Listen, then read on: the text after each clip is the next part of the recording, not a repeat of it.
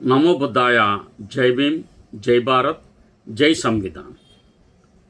ముందుగా తథాగత భగవాన్ బుద్ధునికి, పరమ పూజ్యులు బోధిసత్వ డాక్టర్ బాబాసాహెబ్ అంబేద్కర్కు ప్రణామాలు తెలియజేస్తున్నాను.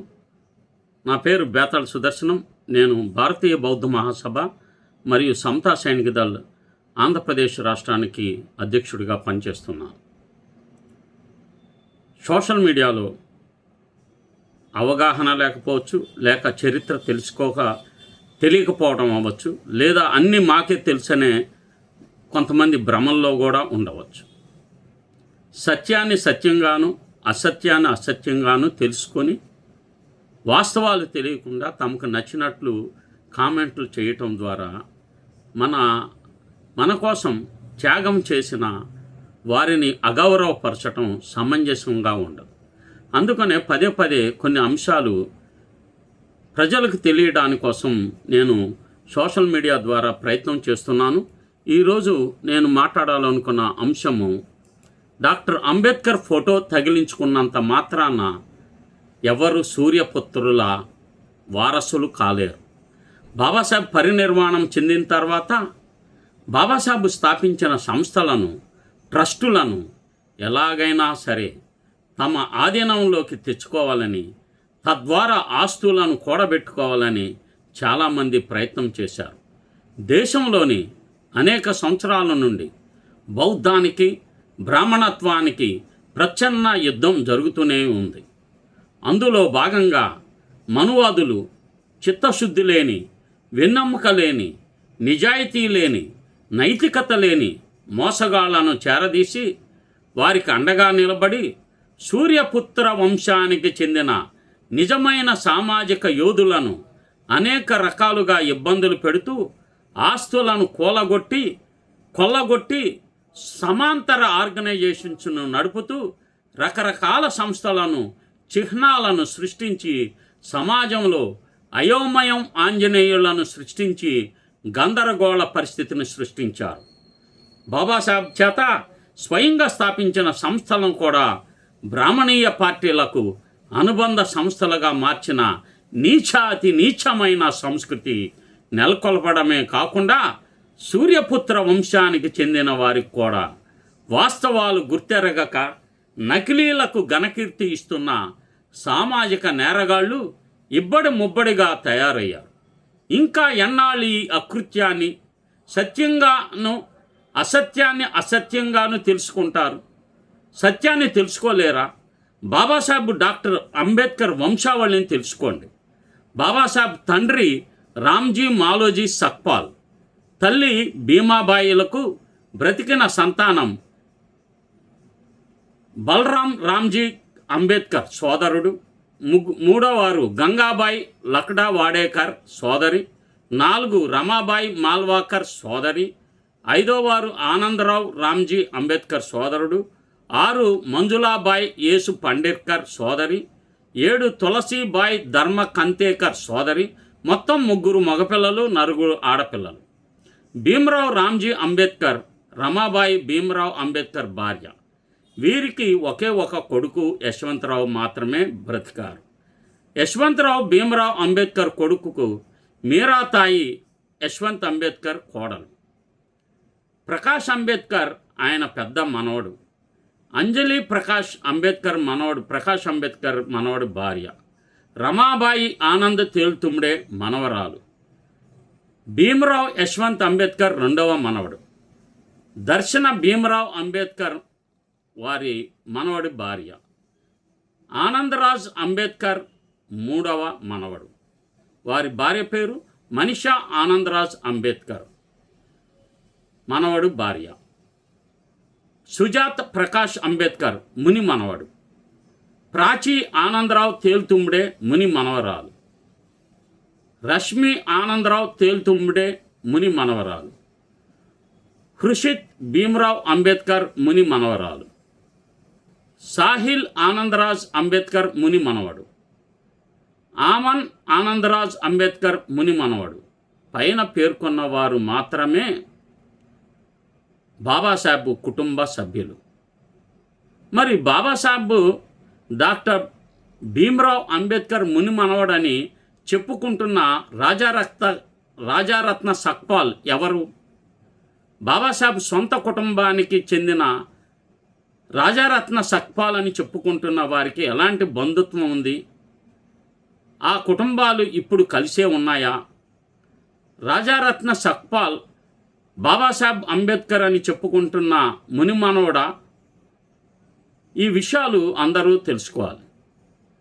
Ambedkar international trade activities private లిమిటెడ్లో చైర్మన్ అండ్ మేనేజింగ్ డైరెక్టర్గా, ఆర్గనైజేషన్ ఫర్ మైనారిటీస్ ఆఫ్ ఇండియాలో భారత అధ్యక్షుడిగా మరియు the world fellowship of Buddhist కార్యదర్శిగా రాజారత్న సక్పాల్ గారు పనిచేస్తున్నారు.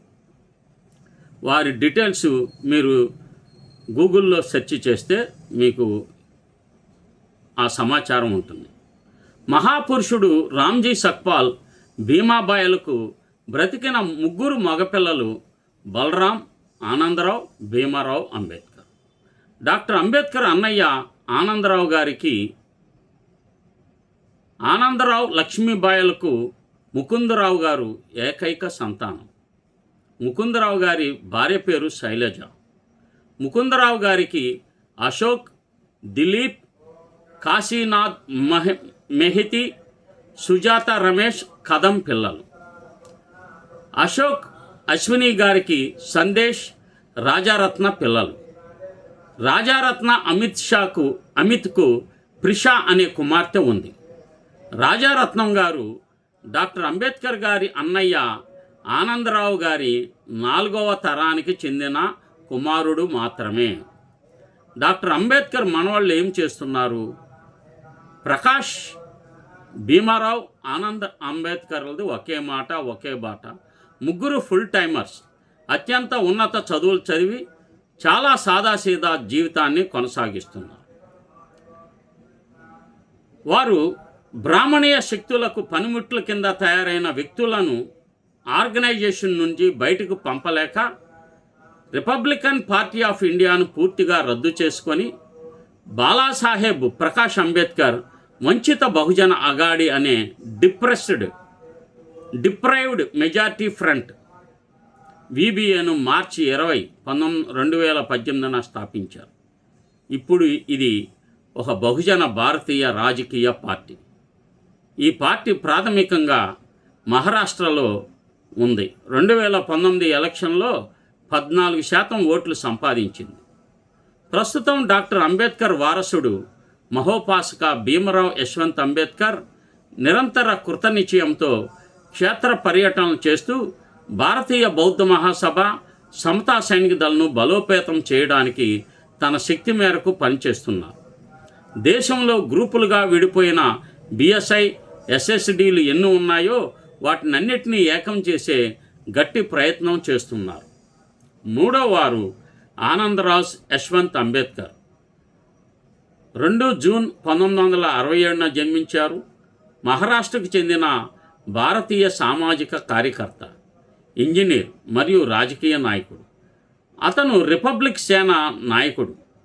ఆనందరాజ్ అంబేద్కర్ తన అన్న ప్రకాష్ అంబేద్కర్ నేతృత్వంలోని వంచిత బహుజన అగాడీలో చాలా కీలకంగా పనిచేస్తున్నారు.